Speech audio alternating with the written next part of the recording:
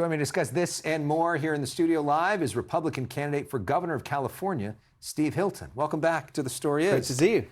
So in California, the government of the state is not turning over the voter rolls to the federal government, who are asking for the voter rolls. They'd asked for voter rolls in New Jersey as well.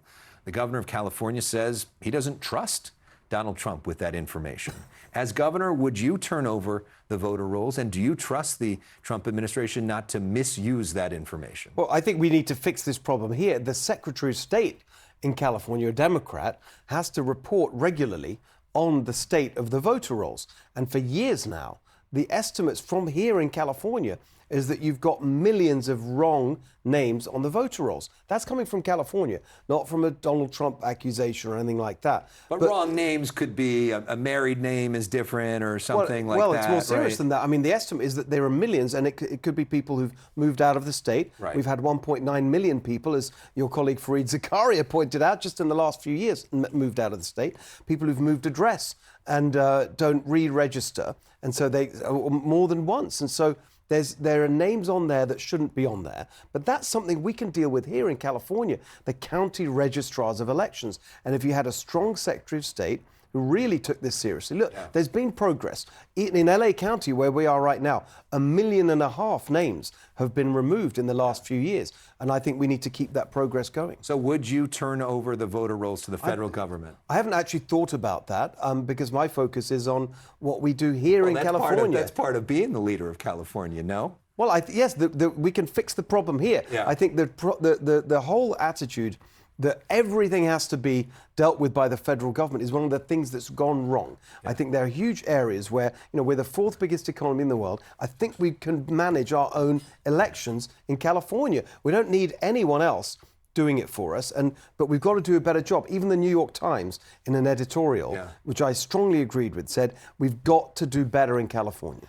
In terms of this issue of affordability, which President Trump says that the Democrats made up that word, California has clearly made a decision that clean energy is more important than cheap energy, and have put in place policies that have made energy in this state more expensive.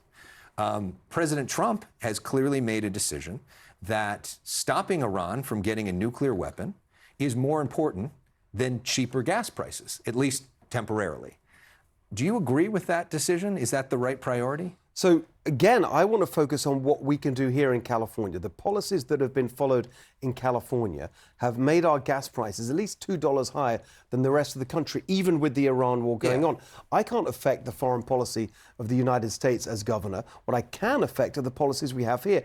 Now, I don't actually think that it's a choice between clean energy and lower gas prices, because actually, if you look at the policies, they call it climate policy. It's not. It's climate posturing. These policies are not actually helping the fight against climate change at all. Well, they say that they are. What can they point to? Yeah. They have no impact on global temperatures. Well, we used to have a lot more smog in downtown LA years ago. That's a different issue. Yeah. That's not about carbon dioxide. Yeah. That's about emissions from vehicle tailpipes like nitrous oxide, which are different than the carbon dioxide, which is the target of climate policy. In other words, they are hurting working people and small businesses without helping the environment. I think we should help the environment and cut costs for people. That's my plan. One of the big questions that especially the governor of California is going to tackle is regulating artificial intelligence, which is an environmental issue. There's so many different issues associated with that as well. The headline today on CNN.com,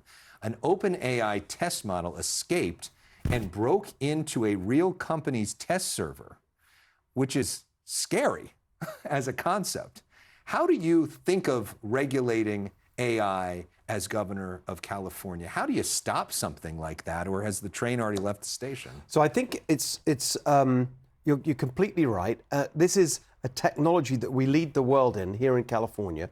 I think we should lead the world in the right way to regulate it. And I think actually that's not happening right now. You've got all sorts of governments across the world trying to do this, and I think getting it wrong. In some areas, trying to over-regulate and insert themselves into a process they don't really know much about. There's massive disagreement, even within the industry, about the consequences of AI, about what it's going to do, how it operates. I want to make sure, I'm going to sit down with the people who run these businesses and really understand what are the risks that we face. There are a couple that we clearly face that we have to do more on.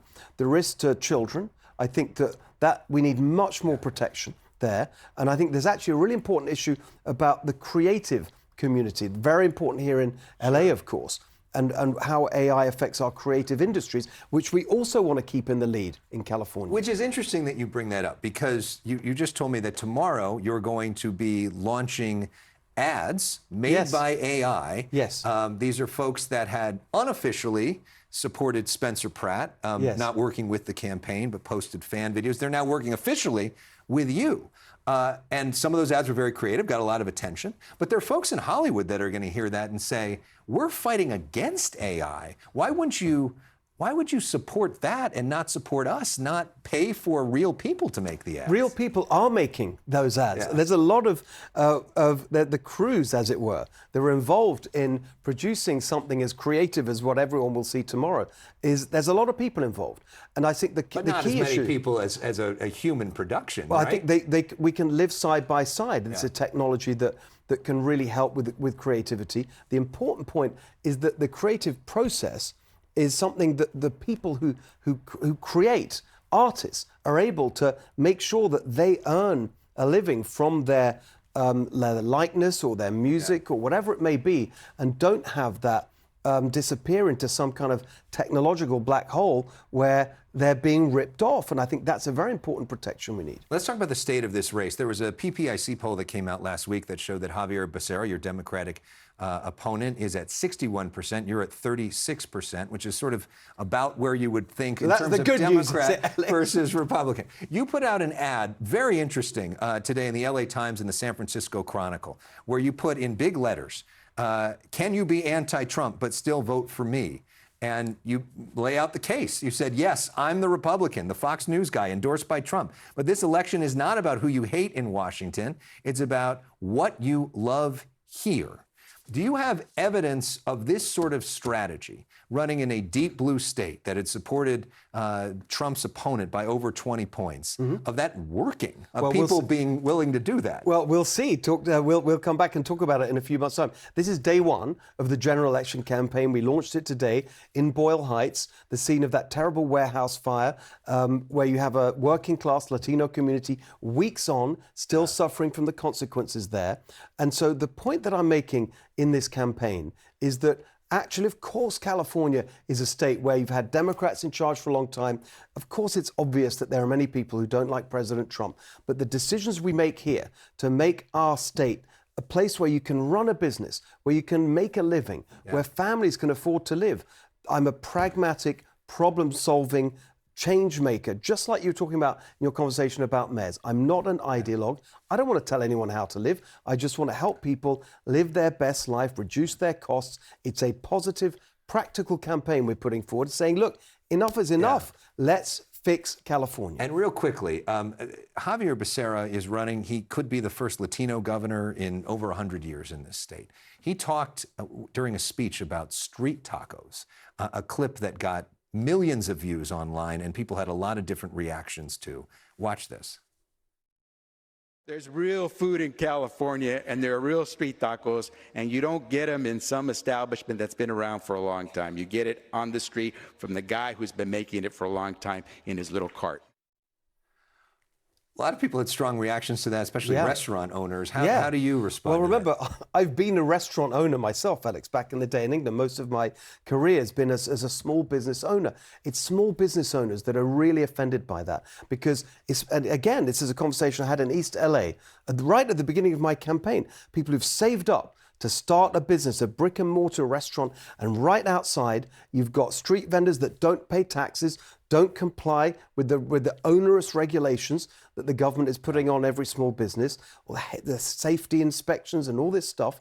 Don't have to do any of that. It's unfair competition. And so this business, the people I was speaking to, they said they went out of business after 6 months because they couldn't compete with the unlicensed street vendor. And I cannot believe that Becerra is on the side of that rather than the small businesses trying to make it in this state with all the burdens that Democrat policies put upon them.